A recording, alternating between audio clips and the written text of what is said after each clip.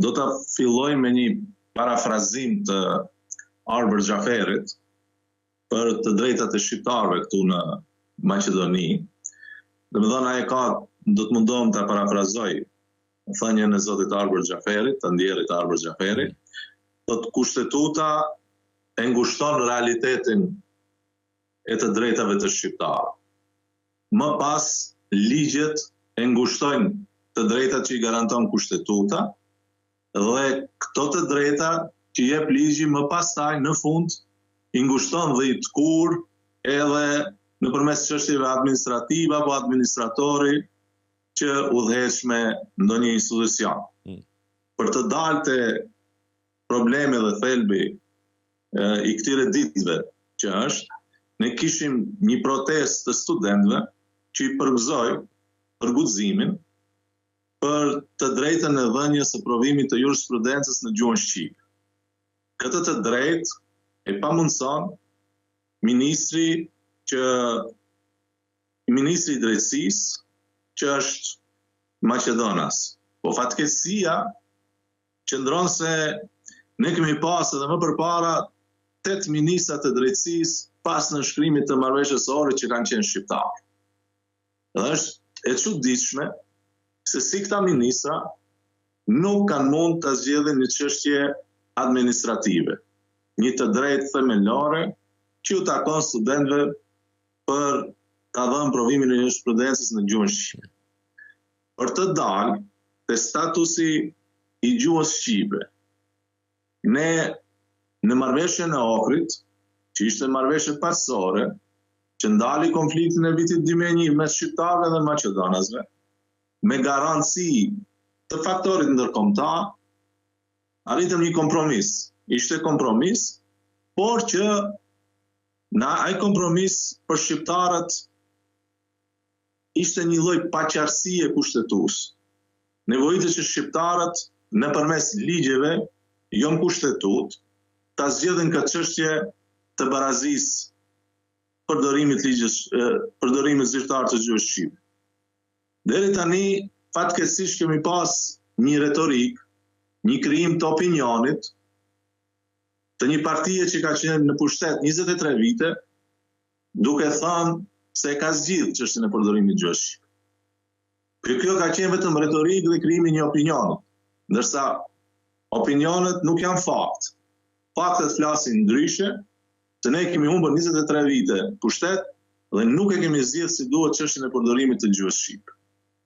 Për ta pas më të qartë se çfarë flas unë, dëgjuesit dhe shoqëruesit e radios Rilindja, vetëm një shembull. Ne shqiptarët nuk e kemi qartësinë kushtetuese siç e kanë serbët në Kosovë me drejtën e përdorimit të gjuhës shqipe. Në Kosovë është qartë e potencuar në kushtetutë se gjuhë zyrtare janë shqipja dhe serbishtja, ndërsa në Maqedoni, në kushtetutën e Maqedonisë thuhet se gjuhë zyrtare është maqedonishtja dhe pastaj është edhe gjuhë zyrtare ne shqiptarët definohemi si kategori numrash, demografik. Edhe ajo popullat që përbën 20%. Dhe që do të rregullohet pastaj me ligj. Dhe ligji është sjellë në vitin 2019, ende nuk po gjen një zbatim të duhur dhe nuk garanton barazinë e gjuhëve. Atë që e them, e filluam me studentët, dal prej të nxënësit. Shqiptarët, nxënësi shqiptar, është i obliguar që ta mëson maqedonishtën që nga klasa e 3. Ndërsa maqedonasit nuk janë të obliguar këtë gjë. Kjo na tregon se ne shqiptarët jemi kategori e dorës dytë, që është e papranueshme për shkak realitetit, sepse ne shqiptarët përbëjmë këtu sipas statistikave zyrtare 29-30%, por realiteti është mbi 20% jemi këto. Dhe ne kemi të drejtën historike, të drejtën e trashëgimisë dhe të drejta me normat ndërkombëtare juridike që gjuha shqipe të jetë e barabartë me gjuhën maqedonas. Maqedonasit nuk arrin ta kapërcejnë veten nga mentaliteti arkaik primitiv që ta zgjidhim këtë çështje, po mendoj mos do të themi se një pjesë bukur e madhe e fajt qëndron edhe tek ne, tek elitat politike tona shqiptare, të 20 vjeçarit kaluar, që u bën pjesë e sistemit, që gëzonin benefitet e sistemit, gëzonin poste, që ato poste shfrytëzohen për interesat të ulta grupore dhe klanore, e jo për të zgjidhur çështjet që kanë të bëjnë me të drejtat e shqiptarëve. Bekim, me atë duhet të ndërpres pak në bazë kësaj shpjegimit, ne po e kuptojmë shumë mirë statën aktuale atje dhe situatën e këtyre viteve të kaluara, do të thonë edhe me menaxhim politik të shqiptarëve, që kanë qenë pjesë e koalicione, pjesë e qeverisjes, por a mendoni se mungon tani në këto vitet në vazhdim tani, sidomos nga tani edhe kur po bisedojmë një vizion i qartë politik për shqiptarët atje?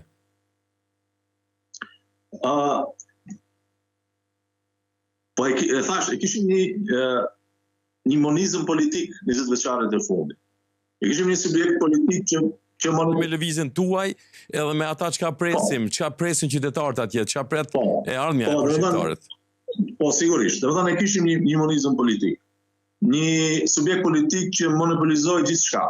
E monopolizoi edhe marrëveshjen e OHA, që nuk e realizoi dot. E bastardoi.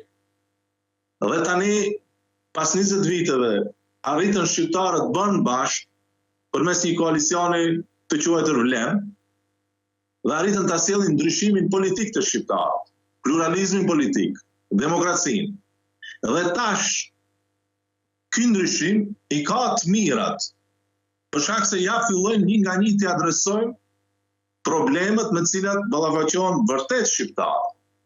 Tani pas 23 viteve u kuptua se shqiptarët nuk e kanë një drejtë elementare, studentët të japin provimin e jurisprudencës në gjuhën shqipe. Do të edhe si pasojë e ndryshimit, ta ngrenë zërin, të organizohen. Çfarë duhet në të ardhmen të bëjmë? Edhe lëvizja jonë, arbëria, dhe barazinë reale. Me do e mos, duhet gjejmë një gjuhë për bashkët, mes të gjithë faktorëve politik, dhe synimin kryesor ta kemi barazinë reale. Për shkak se shqiptarët kanë bërë kompromisin madhor të Maqedoni. Ne kemi pranuar të jetojmë me një vend që nuk quhet Shqipëri. Jemi shqiptar, autokton, dhe kompromis më të madh se kaq, nuk besoj se ka diku në botë. Në marrëveshjen e Ohrit pranuan edhe kompromis për karakterin unitar të shtetit. Marrëveshja e Ohrit nuk zgjodhi federat, nuk e ndroi sistemin e shtetit. Edhe pse shumë vende për nga përbërja si janë si Maqedonia janë federate si konfederate. Mirë po, kompromisi ishte që shqiptarët dhe maqedonasit të jenë barabartë dhe të funksionojë në mënyrë shteti me konsensualitet. E këtu ne dështuam. Faktori politik shqiptar dështoi, faktori politik maqedonas me mendësi të vjetër, primitive, nuk pranon tulet dhe shqiptarët me shqiptarët si partner barabart, po gjetin mesin ton njerëz që nuk ju ka interesu kjo çështje. Tani tutje, ne duhet të organizohemi me kërkesa dhe të artikulojmë kërkesa drejt, qartë, dhe të arrijmë barazinë e plotë, sepse marrëveshja e Ohrit ka garant edhe faktorin ndërkombëtar. Dhe me do e mos janë kërkesa të drejta, legjitime, që duhet përkrahën nga të gjithë. Edhe unë besoj se arrijen këto, po duhet elitat politike tona ta kenë këtë synim. Deri tani nuk e kanë pas këtë synim. Deri tani kanë pas synime tjera që i kanë arritur. Kanë pas bën pasuri, vjedhje, korrupsion, krim, i kanë arritur gjitha këto. Ndërsa synimet politike drejta për drejtat e shqiptarëve nuk kanë qenë renditet atyre elitave politike. Po si mund t'ja dalim e tani, por shkak se kjo neglizencë që po vrehet tani edhe nga pala Maqedone, ata që për Yemen janë në shmicë, atje në qeverisje, derisa tani edhe këtë digaster të postin, sidomos të ministri që po anashkalon gjuhën shqipe, u do t'i kthejmë protestën njerë, a do të ndërmirën masa gjatë ditëve në vazhdim, apo do të pushojë prap kjo edhe derisa dale diçka më konkrete? Unë, përsa i përket provimit të jurisprudencës, unë besoj se kjo çështje do zgjidhet. Do të këtë kanë dhënë garanca edhe partnerët tanë, koalicionit Vlen, se kjo çështje do zgjidhet dhe unë besoj se do zgjidhet, se është çështje teknike. Ai ministri që është aty, po do ta zgjidhet këtë çështje, do duhet ta lëshon vendin. Është kaq e thjeshtë. Por për çështje tjera, më me rëndësi, se neve na mungon liria, barazia, ne jemi të diskriminuar. Duhet shqiptarët bën bashkë për këtë çështje bazike. A është e lehtë? Nuk është e lehtë. Është dëshmuar që këto vitet e fundit nuk është e lehtë. Bën bashkë. Është çështja pak më komplekse. Edhe tani kemi një situatë që kemi një opozitë që rrin te dera e qeverisë dhe i ofrohet partnerit Maqedonas në qeveri pa asnjë kusht, vetëm që futën në qeveri për të marrë postë. Është fatkeqësi se deri tani politikën e sollën deri në atë masë që interesi kryesor është krijimi i klientelizmit. Punësime për qëndruar në pushtet për të realizuar agjenda klanore, grupore, për interesa personale, jo interesa kombëtare. Ne shumë kollaj mund të zgjidhim këto probleme, po na duhet kemi bashkë për disa çështje të dakordsohemi, mos shlojmë peng për ato çështje dhe nuk ka çare pa u zgjidh një herë për gjithmonë kërkesat shqiptarë ta fitojnë barazinë këtë vend, sepse shtetet e tilla si Maqedonia me këtë përbërje historikisht, nëse nuk i respekton popullin e vet, që është 40% deri 50%, jeshtë nuk mund mbjetoj. Ironia është se fillimisht duhet t'ju shpjegojmë edhe njerëzve tanë, kemi pas 8 ministra drejtësisë shqiptare, është e pafalshme kjo. Tani unë kuptoj se e tepron edhe ky ministri i drejtësisë. Nuk është posti për shfrenu komplekse. Do është për ta respektuar ligjin, po çka kanë bërë këto 8 ministra tonë drejtësisë? E di se edhe në kohën e tyre provimi i jurisprudencës është dhënë në Maqedoni. Është e pafalshme. Dhe këta të njëjtit mundohen të përfitojnë pikë politike në protestat e studentëve. Është e pafalshme. Nuk bën. Njerëz të tillë duhet të tërhiqen dhe t'u lënë vendin të rinjve. Ja, organizatave studentore, figurave tjera që nuk janë kompromituara, dhe pastaj atë që e tha, është shumë e lehtë të gjejmë gjurmë përbashkët, bëhen bashkë shqiptarët, dhe për një kohë rekord të realizohen kërkesat e shqiptarëve. Uroj unë se gjithmonë gjërat e bukura kanë nisë me studentët, të detynishin në Kosovë, pastaj rezultati final, që kuptohet, zgjatën një proces që u kyçën, po u fitu liria.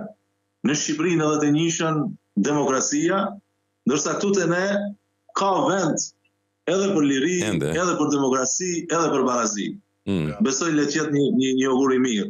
Po pra, ne e dim, Bekimi ka qenë gjithmonë i zëshëm politik si deputet në Parlamentin e Republikës së Maqedonisë së Veriut, tani atje, ku shumë herë kur kanë tentuar t'ia mbyllin mikrofonin, por nuk janë pas lehtë. Ata që kanë qeverisë apo që kanë menaxhuar vetëm seancat parlamentare. Por Bekim, sa e përket situatës në të ardhmen, ne si diasporë, ne si bashkëdhetar, pjesë e asaj vendlindje atje, dhe neve na dhem shumë kur e shohim situatën se po ngecim çdo aspekt, kupton, tani ne kemi një gjenerat të retë që po shkollohet, e po arsimohet, domethënë me arsim superior në këto shtetet e perëndimit, dhe shoh që kanë dëshirë që plotësojnë dëshirën ndoshta prindërët e tyre, edhe të kthehen ndoshta në vendlindjen e tyre edhe të kontribuojnë diçka. Por ne shohim nga një kontribut ndoshta më i vogël i udhëtimeve tona që i bëjmë me aeroplan dhe gjithë ato ankesave dhe gjithashtu kërkesave që bëhen shpesh, ne kemi Visa Air për udhëtime me aeroplan direkt nga Oslo për Shkup dhe një herë nuk hasën në një stuardjes shqiptare apo në gjuhën shqipe. kur aeroplani është të plot i mbushur me shqiptar. Edhe ajo është aty në marrëveshjen e Orit, po kanë ardhur me lexu. A ka të bëjë direkt me biznes, po prapë e shohim vetë se ku jemi ne me gjuhën. Jo, është shumë e saktë, do të është fatkeqësi, ne kemi në praktik më pak të drejta se sa 2-3% në Kosovë. Edhe deri tani për opinionin edhe në Maqedoni, sidomos edhe në Kosovë, edhe në Shqipëri, ju është shit një histori tjetër fatkeqësisht. Që këtu shqiptarët i kanë arrit drejtat këtu marrëveshje e Orit, sepse kështu ka qenë retorika e elitës politike që ka qenë në pushtet 23 vit. Dhe ajo elitë politike pastaj krijoi një elitë tjetër të opinionistëve që gjithçka e shihnin në syrin e paras. Ndërsa ishte populli ai që vonte. Populli burgosej, populli nuk ishte të drejta, populli varfërohej, populli ikte. Elitat politike u bën pjesë i sistemit që i shtypnin shqiptarët, ndërsa vokabulari ishin se aty janë aty për shqiptarët dhe po bëjnë punë madhore. Dhe këto që i përmendët ju, prej te ato njoftimet në aeroplan, e mungese stewardesë, gjuhë shqipe, deri te provimi i jurisprudencës, edhe shumë çështje tjera, po dalin në pa se këtu nuk janë zgjidhur çështjet si duhet. Dhe ne kemi punë me drejtat elementare. Ne kemi mungesë të madhe. Diaspora është pjesë e pandashme e jona. Çdo familje gati kemi atje. Po politika çfarë ka bërë me diasporën? Përveç se ju vjen atje, ndonjëherë për zgjedhje, dhe ju i pritni, i mirëpritni. Edhe detyronin zgjedhje të vini me mijëra kilometra për ta dhënë një votë. A nuk kanë gjendje që t'u mundsojnë të votoni, sikur në Kosovë, ose në Shqipëri me post elektronik, ose me votim elektronik, ose me post. Diaspora shqiptare në Maqedoni nuk e ka këtë të drejtë. Dhe për shkak kësaj, ne në këtë zgjedhje kemi humbur 2 komuna që janë me shumicë shqiptarë, Kërçovën dhe Brvenicë. Sepse cenzusi apo regjistrimi i popullsisë së fundit doli se 69 apo 70% e diasporës në Maqedoni janë shqiptarë. Shqiptarë diskriminohen këtu. Ndërsa kur i pyet elitat politike deri tani, thonë këto janë trende globale, rajonale, gjithë ikin. Ja po dol që shqiptarët po ikin. Më shumë, 70%. Nuk ikin të tjerë. Ne duhet bëjmë lidhje sa më shumë me diasporën, sepse jemi një, tash na e mundson edhe teknologjia, zhvillimi i hapshëm, duhet të mësojmë shumë prej diasporës, sidomos prej rinisë, që shkollohen, që krijojnë hapësirë, ata janë një ndihmë e madhe për ne, dhe ne Lëvizja Arbëria është shumë interesuar, bashkëpunon me diasporën, sidomos ne edhe në Norvegji kemi koordinator, zotin Azem Dehari, zotin Enver Tahirin, janë 2 figura njohura për diasporën, shumë përgatituna, po edhe çdo kund në Gjermani edhe patjetër do bëhemi bashkë, patjetër të shfrytëzojmë gjitha kapacitetet kombëtare që i kemi këtu dhe në diasporë për t'i arritur objektivat, kërkesat e drejta të shqiptarëve. Neve po e afrohemi fundit, Bekim, ishte kënaqësi t'ju kemi sonte në emision të drejt për drejt prej Shkupit ne këtu në Oslo, pra në kryeqendër të Norvegjisë. Ishte edhe dëshire shumicës bashkëtarëve tanë që janë nga Maqedonia, që i brengos fati për këto ndodhjet e fundit, sidomos për gjithçka që ka ndodhur për këto vitet nga të 2 dekadat e shkuara, por një mesazh për bashkëtarët tanë edhe një herë, edhe një mesazh për politikanët edhe ju ku jeni pjesë tash e koalicionit, vlen si do të jetë e ardhmja, do të kemi ndonjë mundësi më të mirë edhe ne shqiptarët, ne që jemi pjesë e pandashme e vendinjës. Deshen apo s'deshen tjerat, ardhmja është e shqiptarët. Dhe pikë.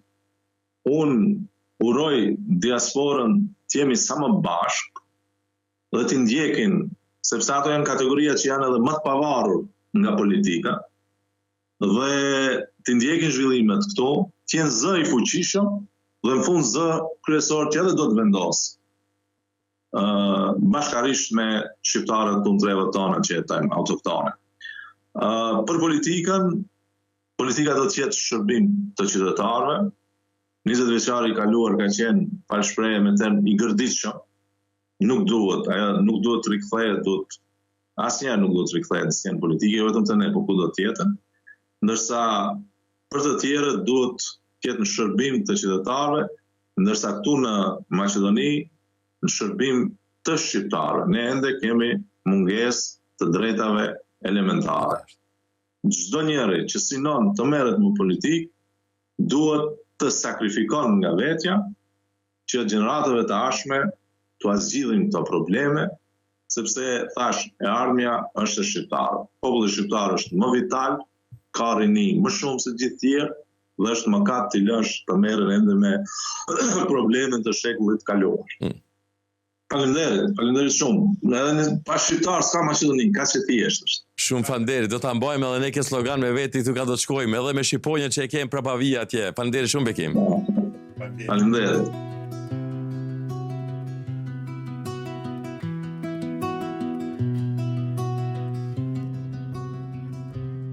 Në çdo hap, në çdo frymarrje, Radio Rilindja është gjithmonë pranë jush, me melodi të përqafojnë shpirtin dhe tinguj që prekin zemrën.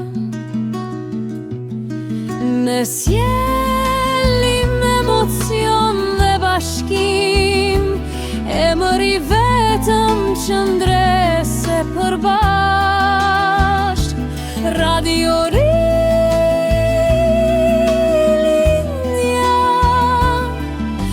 zemra që ra për çdo shqiptar.